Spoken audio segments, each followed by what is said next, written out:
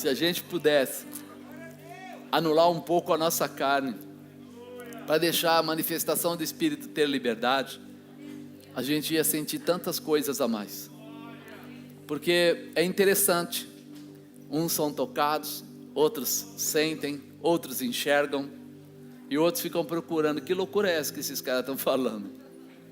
O que está acontecendo aqui? A grande realidade é que a manifestação de Deus, ela não para. Quando fala que Deus é onipresente, onipotente e onisciente, quer dizer que Ele pode todas as coisas, mas que Ele está em todos os lugares. Você crê que Ele está aí com você? Ele anda à nossa volta, Ele nos cobre por diante e por detrás. Ele está nos dando força toda hora, todo dia, e a gente não está percebendo o mover e o poder, a unção e a graça, a determinação e a autoridade. Por isso, quando a gente vem falar aqui de ser dia de primícias, né? A pessoa fala assim, eles vão falar de dinheiro? Não, amado, o dinheiro para nós é um item no meio de, 15 itens, é mais um item, mas é que o homem, pela sua própria natureza, tem uma dificuldade muito grande. Parece que ele mede a sua fé, ele mede a sua espiritualidade, ele mede até mesmo, às vezes, se a pessoa é boa, se é má, olhando para o dinheiro da pessoa. E aí isso se torna tão mal na vida do ser humano, que domina o ser humano, que faz o ser humano ficar preocupado, né?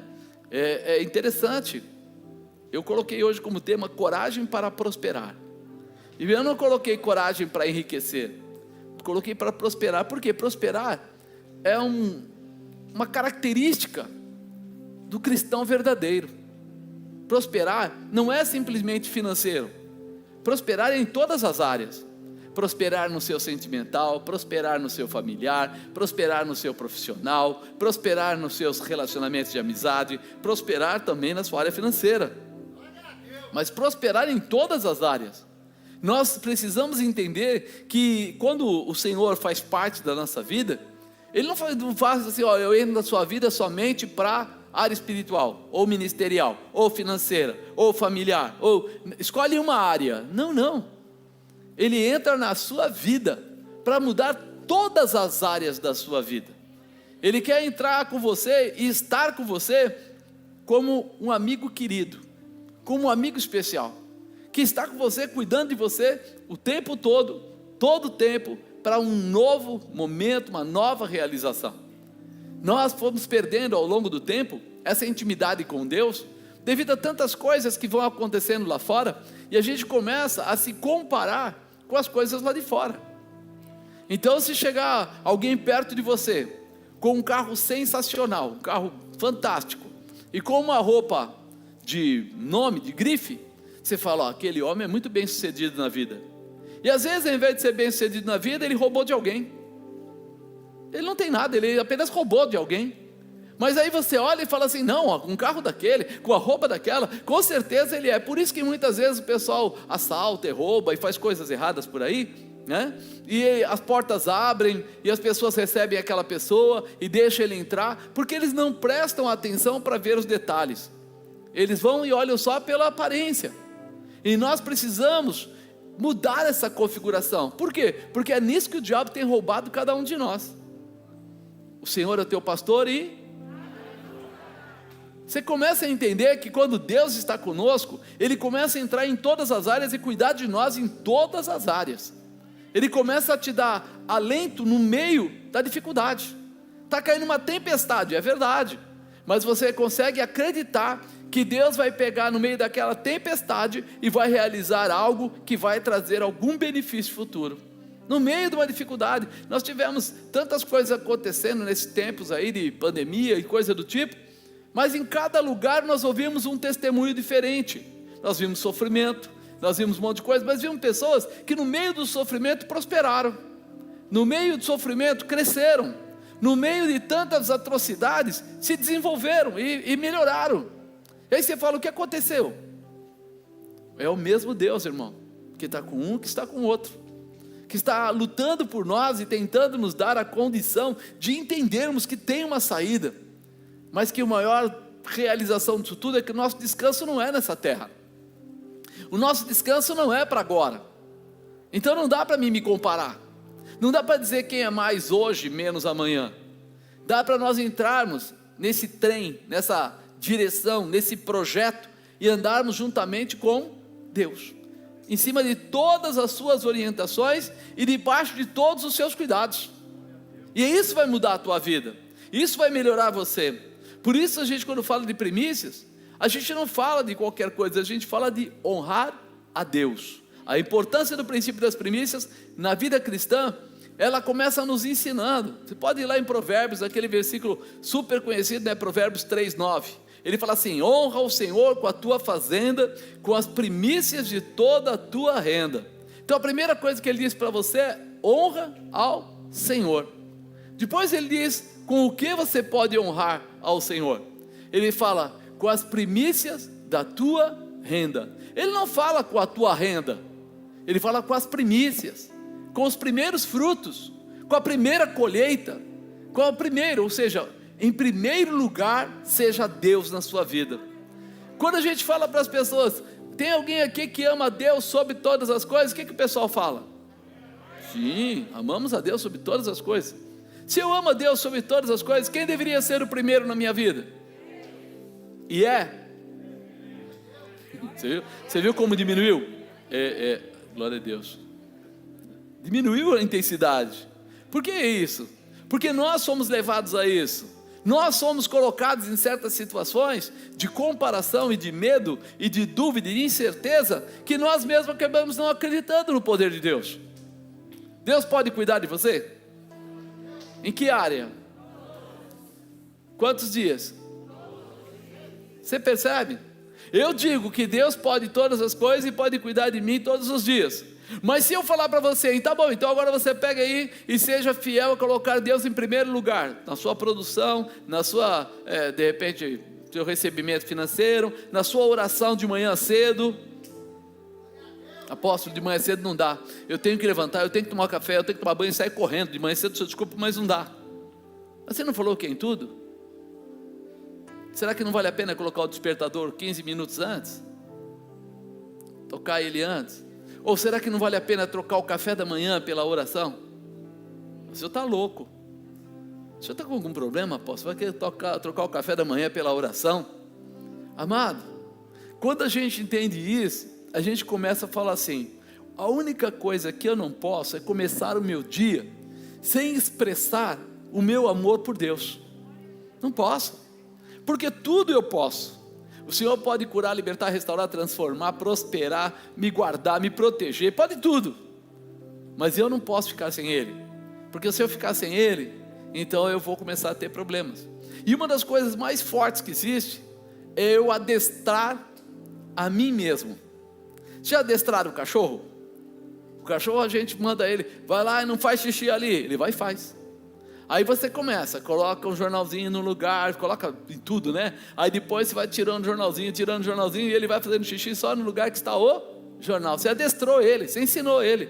Mas primeiro você teve uma tarefa, um trabalho de colocar aquelas coisas todas, ou colocar aquelas fraldas todas, ou fazer alguma coisa para que ele comece a entender qual é o caminho. Mas nós, seres humanos, não queremos ser adestrados. A gente não quer, não. Todo dia de manhã você vai fazer o seguinte: você vai colocar o despertador, vai levantar, vai pegar lá, ajoelhar do lado da cama, já cai da cama de joelho, coloca a sua boca no pó, se for o caso, e fala com Deus. Fala do seu jeito, fala da sua maneira, fala de qualquer jeito, mas fala. Entra na intimidade com Ele. Apóstolo, mas de manhã cedo, se eu sou sincero, de manhã cedo eu não sou gente. E se você precisar de um milagre logo de manhã cedo? Vai para o céu ou vai para o inferno? Complicou, né? Eu começo a adestrar o meu comportamento para eu nunca esquecer quem merece a minha honra. Quando você vai num lugar importante, né? Você chega lá, você não coloca lá uma roupa qualquer. Você vai falar com alguém que você chama de importante, você coloca uma roupa mais legalzinha, você lava o rosto, penteia o cabelo, escova dente, porque você vai falar com alguém que você acha que é importante, você dá um jeito. E aí você chega lá esperando que aquele seu comportamento te traga alguma intimidade, traga algum respeito. E quando você vai falar com Deus, como é que você faz? Você mostra para Ele o teu interesse? Ah, mas Deus me conhece até pelado. É verdade. Então ore pelado, mas ore. Leia a Bíblia pelado, mas leia. Faça alguma coisa. Se Ele te conhece até pelado, faça alguma coisa até pelado. Está faltando, irmão, que a gente comece a olhar para Deus e falar: peraí, honra o Senhor com a tua fazenda, com as primícias de toda a tua renda. Quer dizer, de tudo que eu tenho que honrar a Deus. Ele tem que ser o Senhor da minha vida. Ele é o Senhor do meu dia. Ele é o Senhor do meu trabalho. Ele é o Senhor dos meus projetos. Você já pensou nisso? A pessoa vai escrever um projeto: vou montar uma empresa, e minha empresa vai ser grande. Eu vou começar pequeno, mas ela vai ser grande. E eu vou falando, aí eu termino lá, e eu quero produzir isso, eu quero faturar tantos R$1.000, e eu quero fazer isso. Onde é que está escrito lá? Qual parte cabe a Deus? Eu já vi um monte de crentes fazendo projetos. Eu vou fazer o meu projeto da empresa, e aí vai dar o lucro de tanto, e eu vou pagar a prestação, e aí eu vou pagar o imposto IR, e aí tal, e vai sobrar tanto de lucro. Pô, vou ficar bem. Aí quando você olha naquilo tudo, eu já dei bastante consultoria, você olha naquilo tudo, em lugar nenhum está escrito assim: dízimo, primícias ou ofertas. Aí você fala: peraí, nós precisamos ser treinados para entender que nós somos os maiores pedintes de Deus, e que estamos esquecendo que precisamos honrá-lo, colocá-lo em primeiro lugar.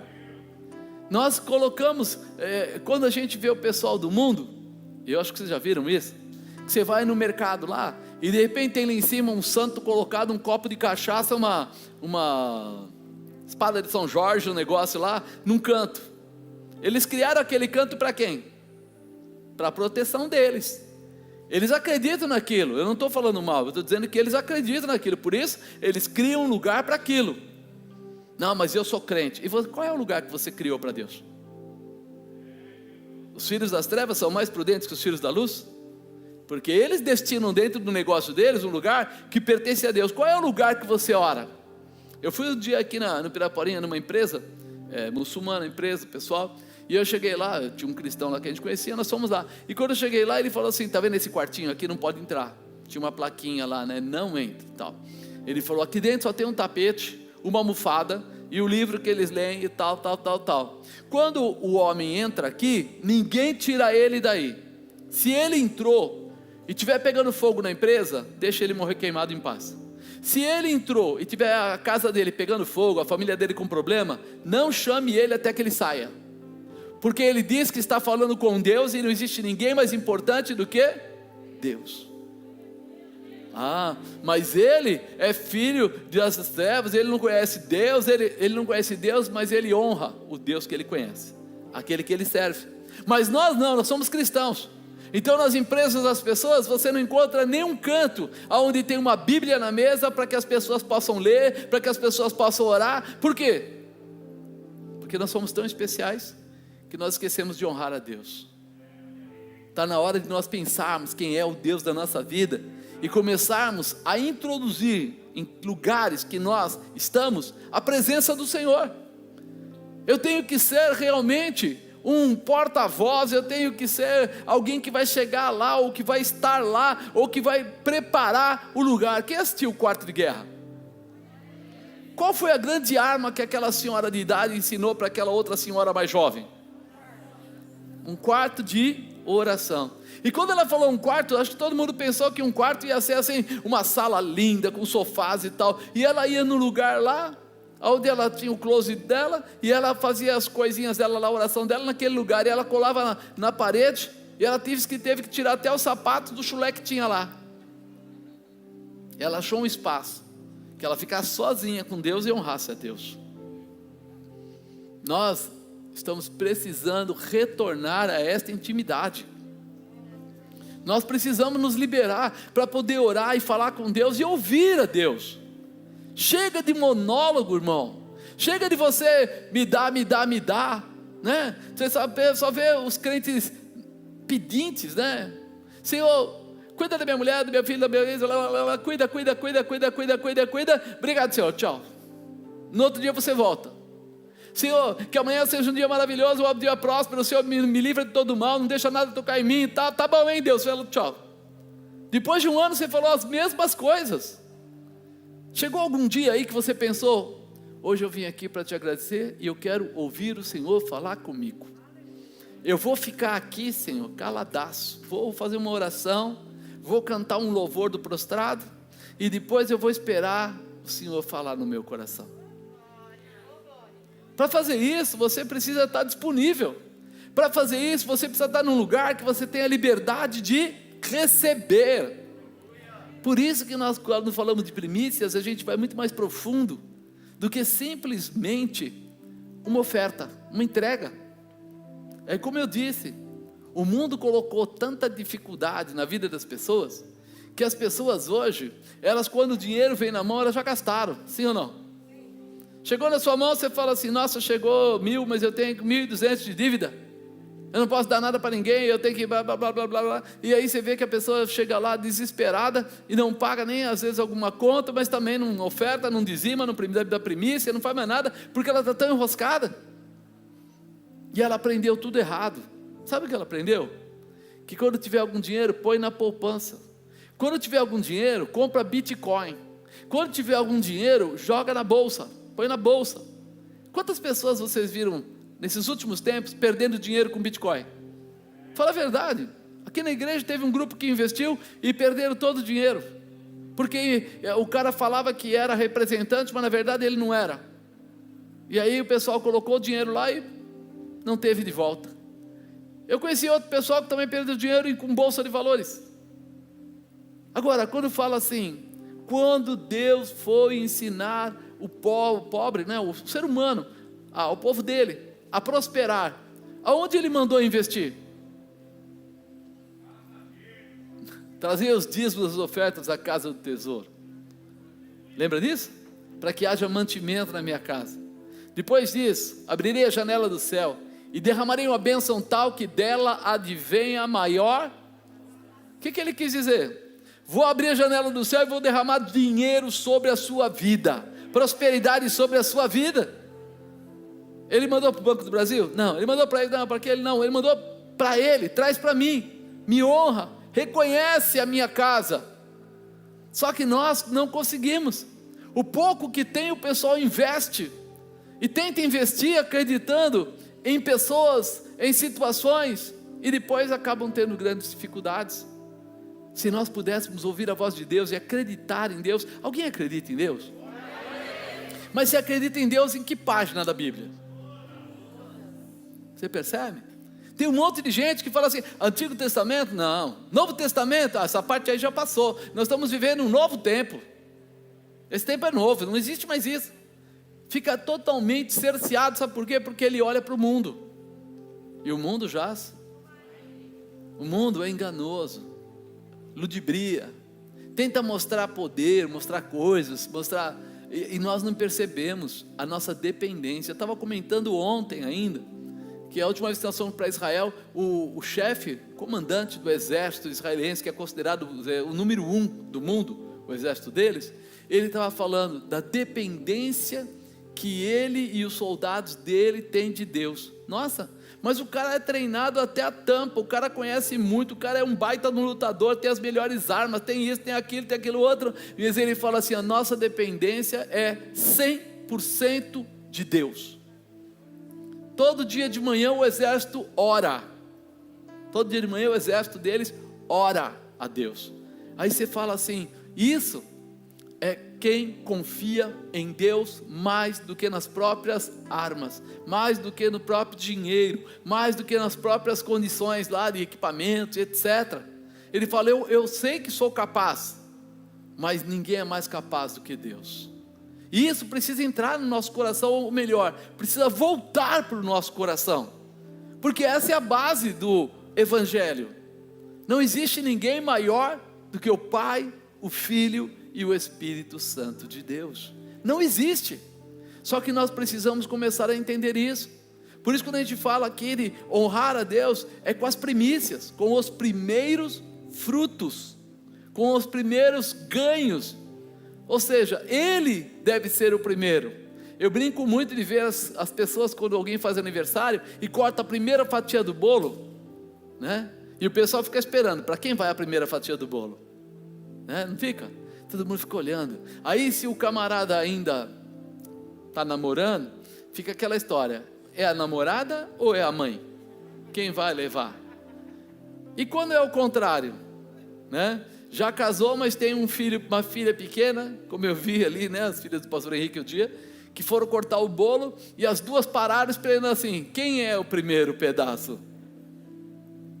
Nós queremos sim ser reconhecidos, nós queremos sim ser honrados.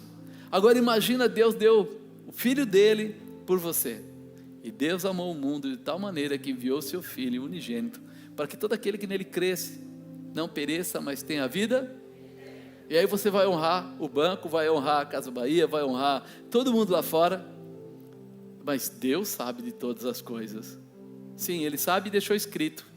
Ele não só sabe, Ele deixou registrado que Ele quer ser honrado. Quem é o dono do ouro e da prata? Então Ele não está preocupado com a quantidade, Ele está preocupado com a qualidade.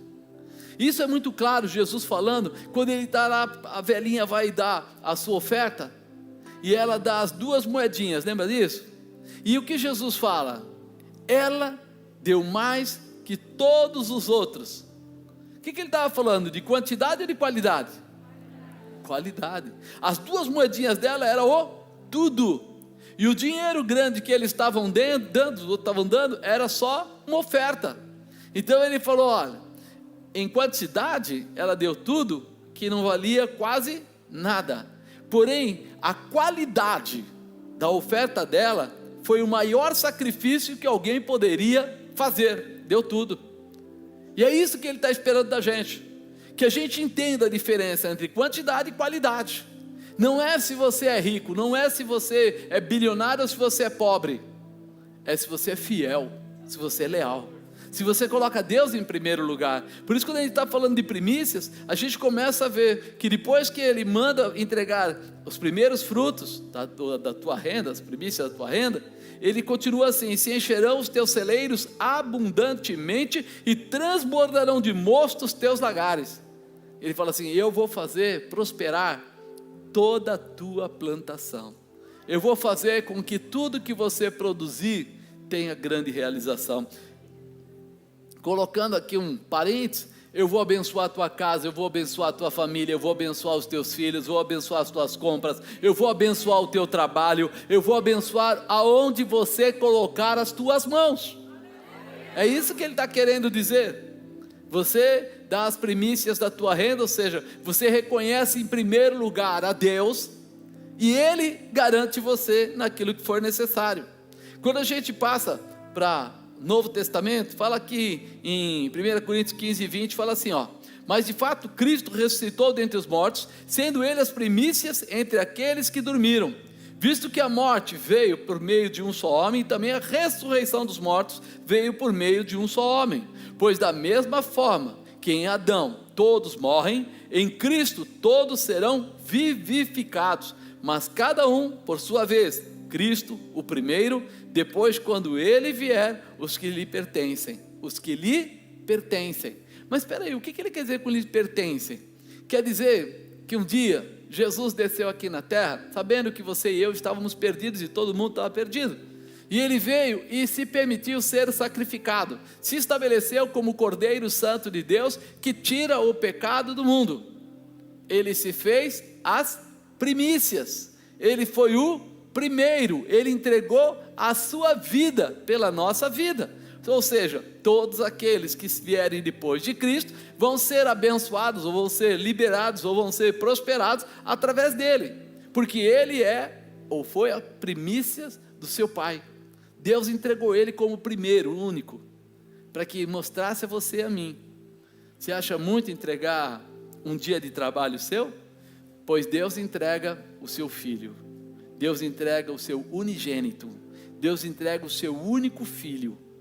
Qual que vale mais? A sua ofertinha aí, ou a presença do Filho de Deus na terra sendo sacrificado? A demonstração dele é clara. Tiago 1,18. Segundo a sua vontade, ele nos gerou pela palavra da verdade, para que fôssemos como primícias das suas criaturas.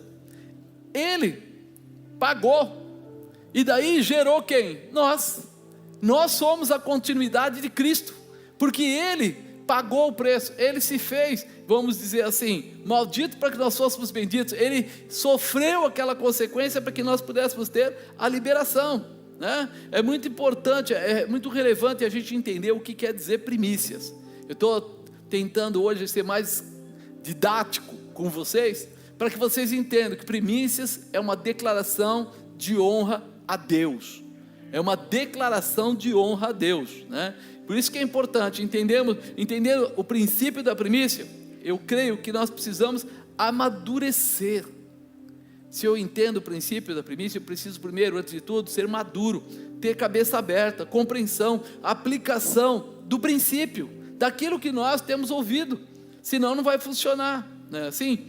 O conceito de primícias, quando eu olho para dentro de um livro secular, já ouviram falar do dicionário Aurélio?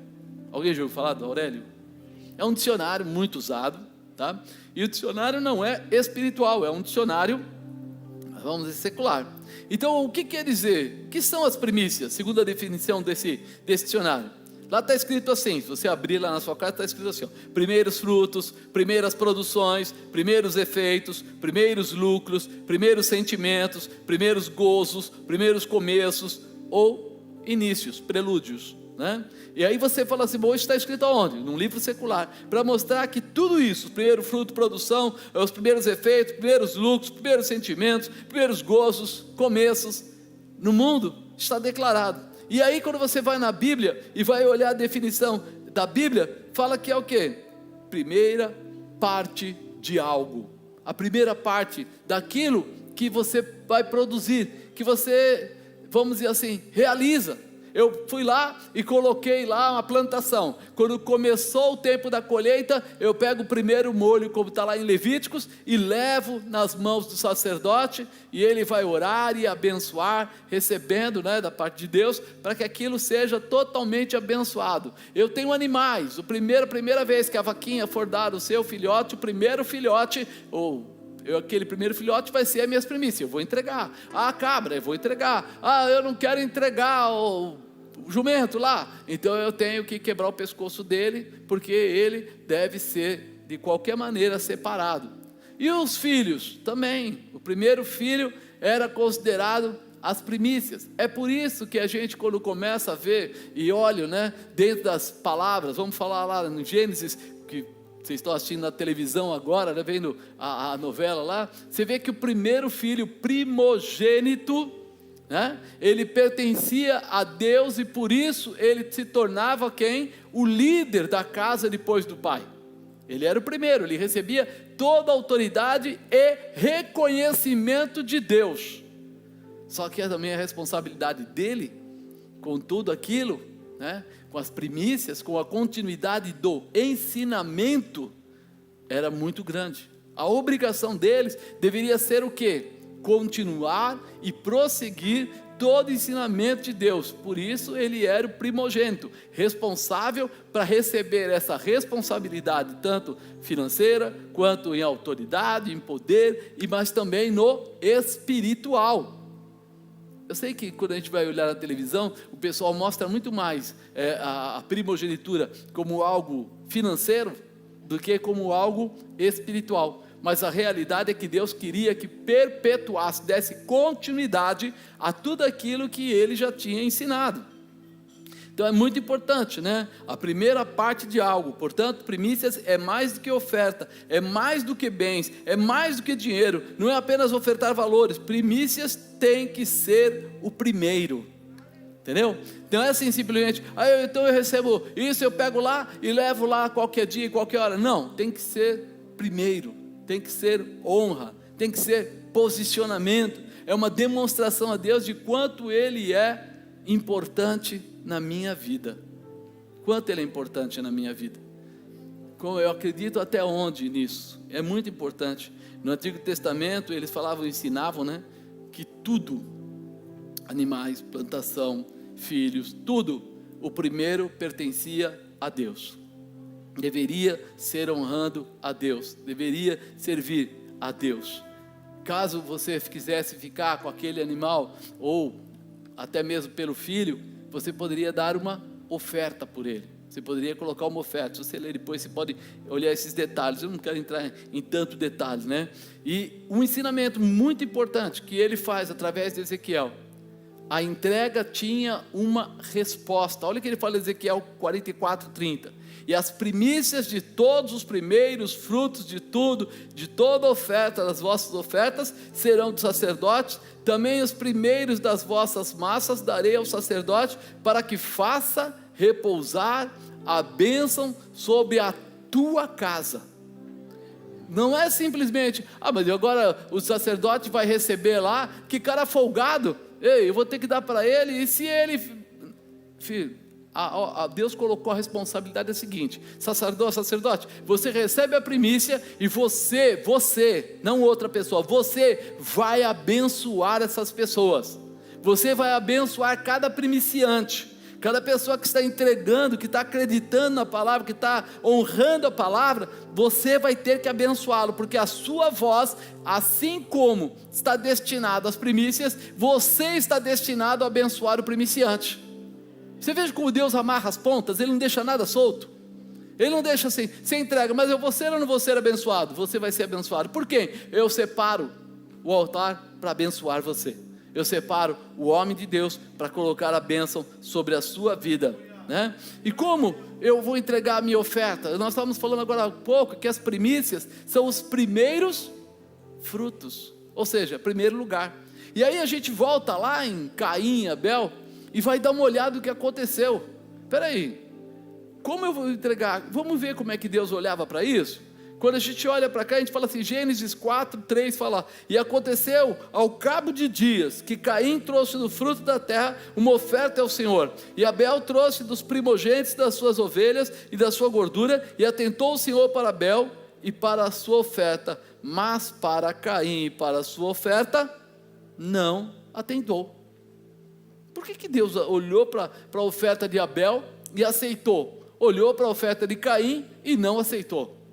Aqui é muito claro, ele fala assim: aconteceu ao cabo de dias. Foi falado que as primícias são os primeiros frutos. Imediato, o primeiro. Aqui mostra que Caim, ele não foi lá, colheu o primeiro e levou para Deus. Passado dias, ele foi levar para Deus. Abel pegou o nascimento lá, do animalzinho lá que deu, e foi levar para Deus, foi entregar para Deus. Deus recebe de Abel, mas não recebe de Caim. Por quê? Porque era um princípio. Primeiro que você deve honrar é Deus. E aí Caim não está honrando a Deus. Caim deixou para depois praticamente o que parece seguir o seu irmão, mas não com aquele empenho de ser primícias, de ser os primeiros frutos. Puxa vida, apóstolo, mas é uma situação difícil, né? Porque, puxa, ele levou. Amado, acho que você não entendeu. Deus não precisa da oferta. Na verdade, a oferta que nós damos para Deus são migalhas. A oferta que nós damos para Deus são muito pequenas. Mas eu dei 1 milhão, pequena. Eu dei 1 bilhão, pequena. Por quê? Porque Ele é o dono do ouro e da prata. Todo o ouro que o homem acha para lastrear o dinheiro que estão nos bancos, sabe de onde vem? Da terra. Quem criou o céu e a terra? Então todo o lastro do dinheiro que está colocado dentro de bancos ou coisa parecida, já era de Deus. Então não existe valor que possa deixar Deus assim, nossa, Ele deu muito. Lembra quando eu falei agora há pouco? Quantidade ou qualidade? Qualidade. Ele não está esperando os bilhões, Ele está esperando a qualidade. Ele está esperando que as pessoas coloquem. Quando Ele olhou para Caim, Ele não encontrou qualidade, Ele encontrou quantidade. Ele levou, talvez lá, as coisas que ele tinha que levar, mas não teve a qualidade, o tempo certo, da forma certa. Não honrou a Deus em primeiro lugar, deixou Deus em segundo plano. E isso precisa entrar no nosso coração. Você já pensou nisso? Deus está em primeiro plano no seu coração? Por isso a gente até, para facilitar, porque hoje acredito que ninguém aqui é agricultor, ninguém aqui, né, é produtor ou coisas parecidas, né, pecuária, etc. Então nós colocamos, tá bom, primeiro domingo do mês para nós é as primícias. Mas tem algumas pessoas que talvez sejam no segundo domingo. Tem outra pessoa que talvez seja no terceiro domingo. Por quê? Porque ele recebe naquele dia e acabou. Ninguém tem nada com isso. É para quando ele recebe, a primeira pessoa que deve receber dele é Deus. É Deus que deve ser o primeiro a ser honrado. É isso. É somente isso. É simples assim. Só que de repente as pessoas têm muitas desculpas. Caim foi lá e ficou angustiado, chateado. Pô, meu irmão foi bem visto por Deus e eu não. E quem ele preferiu fazer? Matar o irmão dele. Não era mais fácil ele ter se redimido? Quantas vezes você fala para outro, ou ouviu de outro, agora fulano aí se acha, porque ele é o dizimista, ou o primiciante, ou qualquer coisa assim. Ao invés de olhar para ele, meu irmão, olhe para você mesmo, olhe para Deus, peça perdão e acerte sua vida. Não fica preocupado com os outros. Porque a primeira coisa que as pessoas querem fazer é dizer, o que você agora? O que você está dando? Você está colocando seu dinheiro? O que? Esquece isso. Caim pensou exatamente da forma errada. Ele entrou exatamente no comportamento errado, de querer julgar o seu irmão. Mas puxa vida, será que Caim sabia o que ele estava fazendo? O que você acha? Sabia. Está aqui, ó.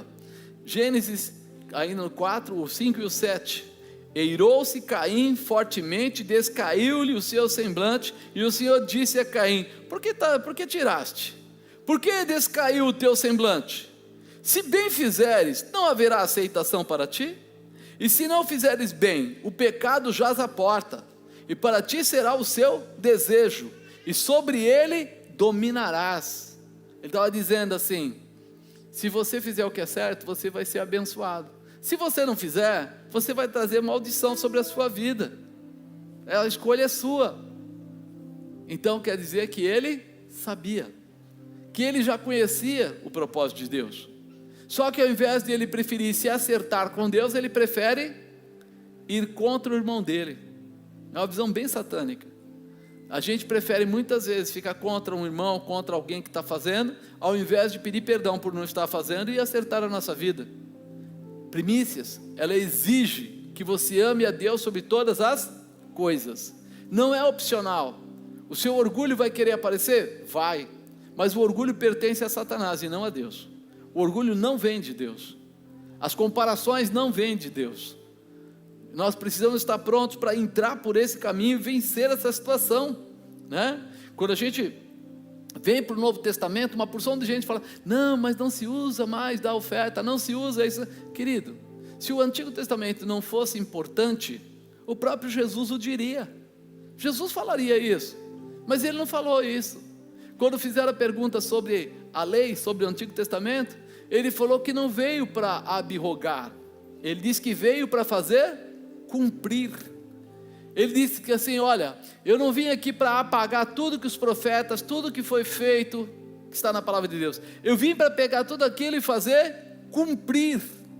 É uma mudança agora, muito mais radical, muito mais determinada, naquilo que é básico, naquilo que é necessário. E muita gente às vezes pensa assim, não, no Antigo Testamento era muito pesado, era muito, né? No Novo Testamento não, tudo é mais calmo, mais tranquilo. Não é não, irmão, é o contrário. As pessoas não prestam atenção, porque nós estamos falando de tempo da graça, e o pessoal quando pensa tempo da graça, ele pensa assim, então, não tem mais espada, não tem mais dificuldade, ninguém mais morre. Mas sabe o que dizia, hoje eu estava até comentando, o que dizia no Antigo Testamento? Se você for pego adulterando, você pode ser apedrejado, você está em pecado. Sabe o que diz no Novo Testamento? Se você pensar em adulterar, você já está em pecado.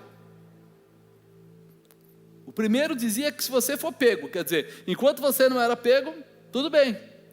Mas no Novo Testamento diz que quando você pensar, por isso é declarado no Novo Testamento que você peca por pensamentos, palavras e obras. Qual dos dois é mais detalhista? um Novo Testamento. E aí as pessoas querem apagar o Antigo Testamento como se dissesse assim, ó, lá está dizendo que não podia roubar, lá está dizendo que eu não podia desejar a mulher do próximo, lá está dizendo isso, isso, isso. Querido, hoje você não pode nem querer projetar alguma coisa nesse sentido, quanto mais. Por quê? Porque os olhos de Deus estão em todos os lugares. Ele vai e vasculha o seu coração, Ele conhece o que você pensa. Quando a gente começa a olhar para isso, a gente fala, puxa vida, o Novo Testamento, ele não deixou de ser escrito. Se fosse assim, ó, acabou, o Antigo Testamento zerou, então não tem mais nada na Nova Aliança. A Nova Aliança só tem o Evangelho, né? A vinda de Jesus, o sacrifício de Jesus e acabou. Não. Quem escreveu mais? Ó, Marcos, Mateus, Lucas, João.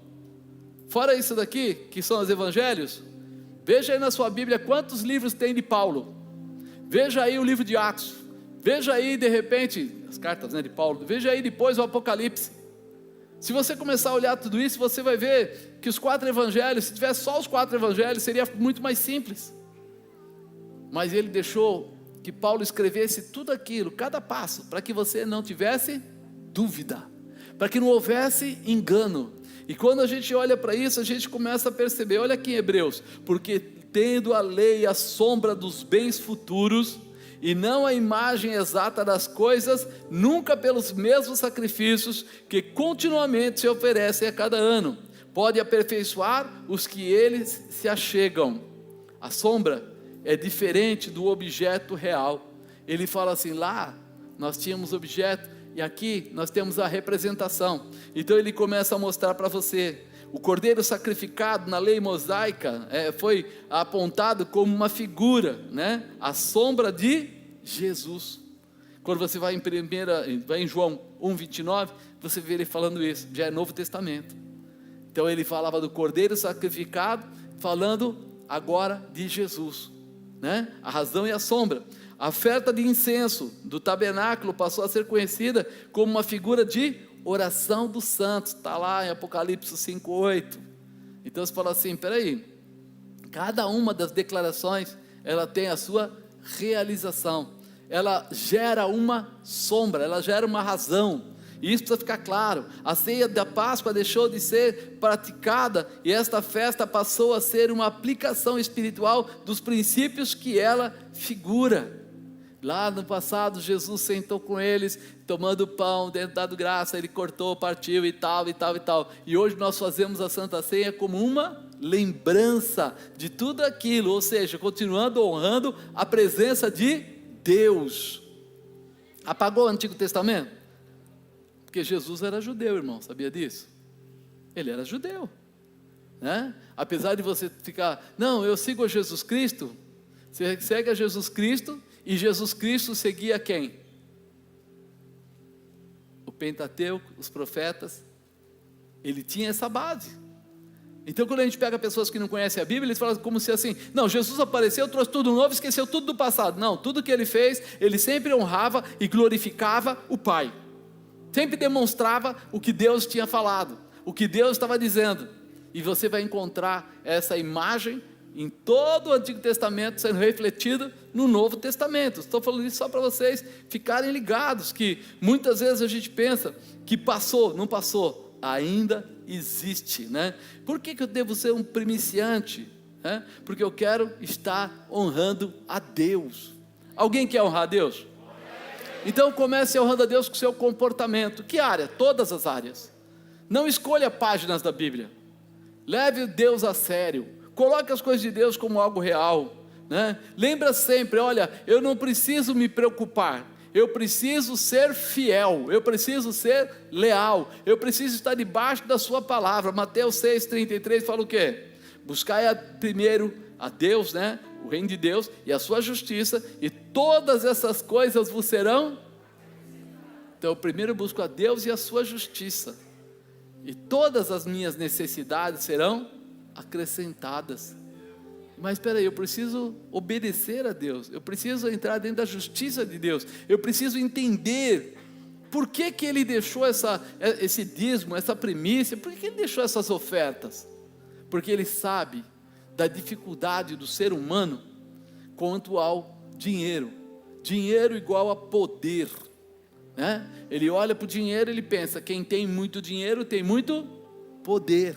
E quando o homem tem muito poder, a maior parte das vezes ele se perde com isso, se corrompe e se distancia de Deus. Então ele fala, peraí, eu preciso criar com o homem um vínculo aonde ele se lembre, maior do que o dinheiro é a minha presença, maior do que o poder é a minha presença. E é isso que nós precisamos começar a colocar em prática. Peraí, nada é maior do que Deus. Se você tiver uma festa, ou tiver de repente um culto, ou alguma coisa que tem que acontecer na sua vida espiritualmente, qual das duas você escolhe? Um por vez? Fila? É óbvio, a festa. É óbvio. Mas por que a gente faz isso? Porque a gente fala assim, a igreja eu tenho todo dia, mas o aniversário do irmão José eu só tenho uma vez por ano.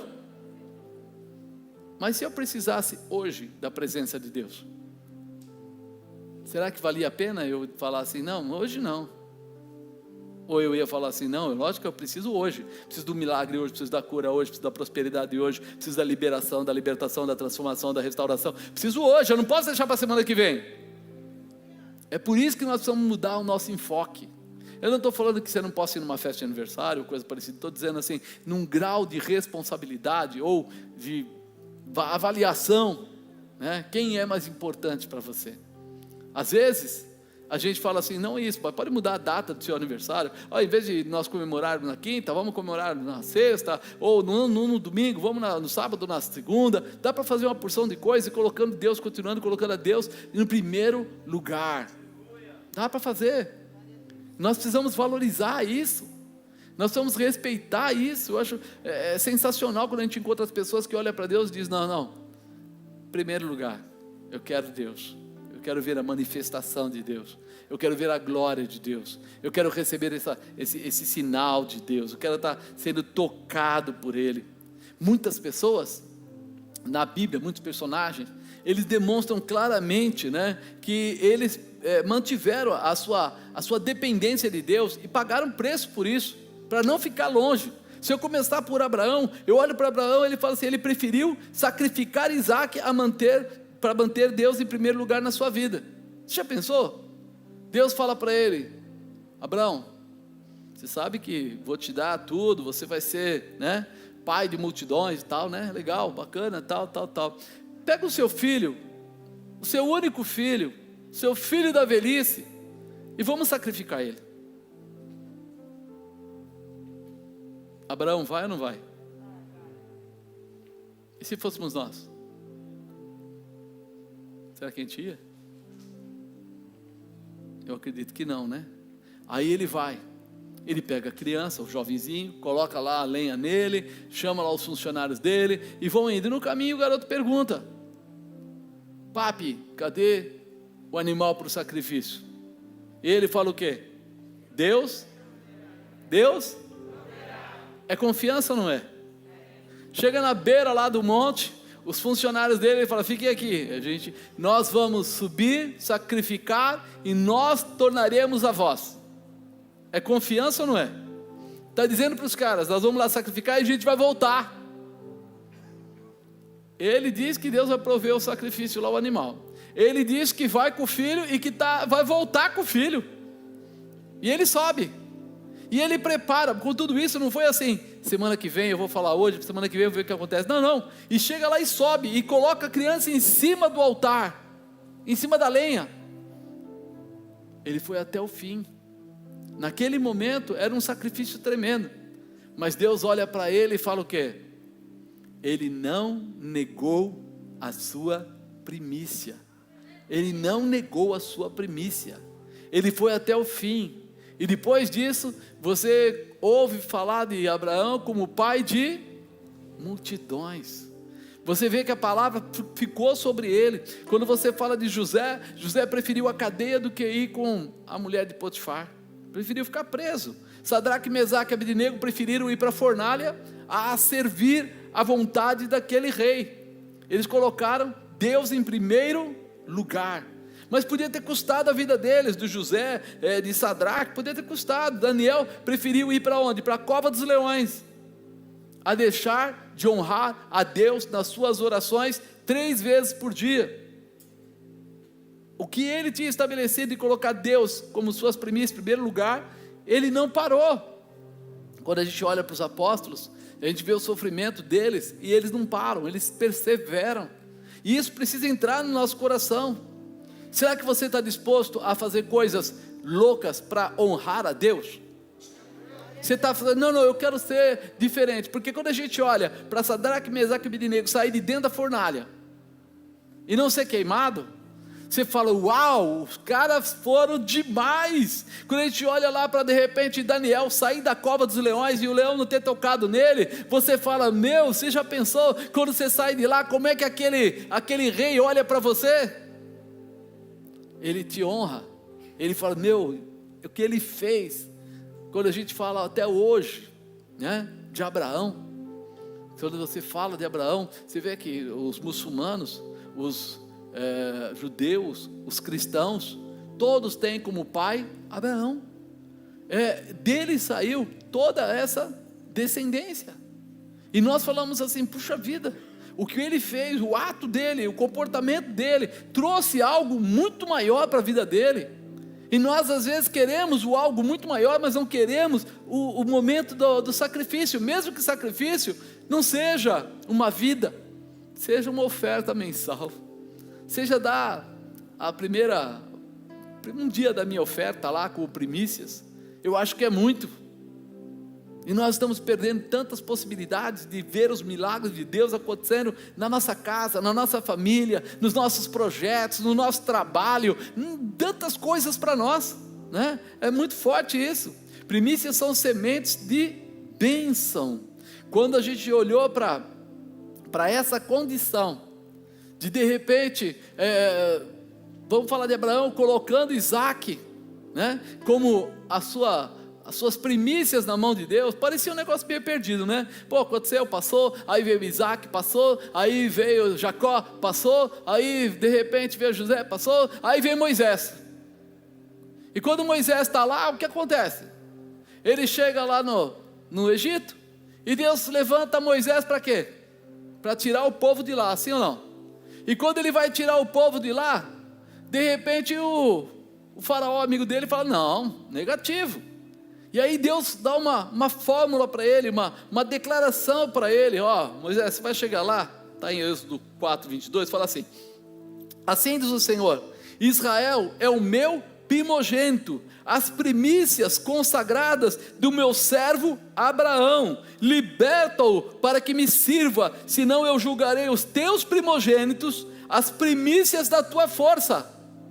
Ei, tantos anos depois, Deus dá uma ordem e fala para ele o seguinte, vai lá e diz para aquele faraó, que por causa de Abraão, foi gerada uma primícia, esses aqui são os meus primogênitos, ele vai libertar, porque se ele não libertar, eu vou matar todos os primogênitos dele. O que Abraão fez, entregando as primícias dele lá atrás, suscitou toda uma mudança e uma libertação de um povo todo. Aí você começa a entender o poder das primícias, como Deus, Ele não olha para as primícias, ai que bom, hoje Ele deu primícia, ai que legal, né, poxa que bom, tá bom, coloca na lista aí, o Marcos hoje deu primícia. Não, os meus comportamentos, eles trazem realização, não só para mim, mas eles começam a visitar as minhas gerações futuras. Não, eu olho para Isaac e vejo Isaac passando e sendo abençoado em um monte de coisa. Eu olho para Jacó, mesmo com erros e não erros, ele sendo abençoado. Eu olho de repente para José e eu vejo José sendo abençoado, governando o Egito. E quando eu vou olhar lá, depois disso, quando o povo foi levado cativo, o Senhor fala, pode tirar o meu povo de lá, porque esse povo são primícias minhas, foi dado através de Moisés.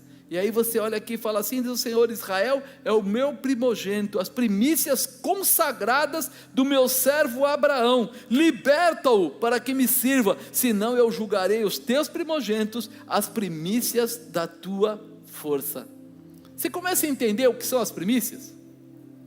O que a força que tem a sua primícia?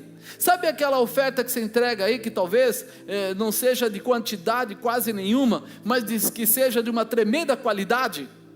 Porque é entregue com sacrifício, é entregue com amor. Talvez você fale assim, eu só passei por aquela portinha. Querido, o problema não é esse corredor nem aquela portinha, é a representação que isto tem no céu, que isso tem na presença de Deus. Quando você entregou, quando você aí na sua casa depositou, colocou lá, fez lá a sua oferta, a sua entrega, você acabou de trazer sobre a sua vida a mesma resposta que o Senhor deu para entregar para Faraó, a mesma. Ei, não mexe com essa família, porque os pais estão abençoando os seus filhos através das suas primícias, estão honrando a Deus através das suas entregas. Você consegue entender isso? Você pensa, sabe, o quanto é importante? Por isso que nós começamos falando sobre o quê? Provérbios 3:9. Honra o Senhor com a tua fazenda, com as primícias de toda a tua renda, e se encherão os teus celeiros, abundantemente transbordarão de mosto os teus lagares. Né? A primícia é santificar as finanças e os bens. Se as primícias são santas, também a massa o é. Se a raiz é santa, também os ramos o são. Sabe o que quer dizer? Quando você pegou um dia e colocou lá, entregando ao Senhor, colocando na mão dele, tudo que vier depois daquele dia será abençoado. Por isso que ele fala aqui, se as primícias são santas, também a massa o é. Se a primeira entrega você santificou a Deus, o restante todo que vai produzir com ela vai santificar. Se a raiz é santa, também os ramos o são. A raiz é a base. Se você começa a sua vida sendo fiel a Deus, colocando a condição das primícias para honrar a Deus, o que acontece depois? Tudo que você for produzir, tudo que você tiver na sua casa, tudo que você for fazer, vai ser bênção para você. Se a raiz é santa, os ramos também o são. Seus filhos serão abençoados, sua casa será abençoada, sua família será abençoada. Se a gente entender isso, a gente vai perceber que Deus não está querendo tirar nada de nós. Ele está querendo criar uma família, Ele está querendo criar uma estrutura, raiz e todas as ligações da raiz, tudo que está ligado aos ramos. A primícia é abençoada e isso traz a condição de ser abençoado, né? Quando a gente falou de Ezequiel, você traz na mão do sacerdote, e a obrigação do sacerdote, quando você entregou as primícias, é abençoar você, orar por você, liberar sobre você. Por isso, se você está aqui ou está na sua casa, as primícias são santas ao Senhor, e quando você entrega, quando você deposita, quando você envia, quando você faz o que tiver que fazer aí, você está simplesmente estabelecendo a raiz em santificação, e todos os ramos que vierem dela serão abençoados. Você será abençoado, sua casa será abençoada, seu trabalho será abençoado. E quando fala sua casa, está falando da sua área sentimental, está falando da sua área financeira, está falando da sua área pessoal, ministerial. Eu preciso entender que honrar a Deus traz manifestações poderosas para a minha vida. Amém? Você crê nisso? Dá um glória a Deus aí. Fica de pé.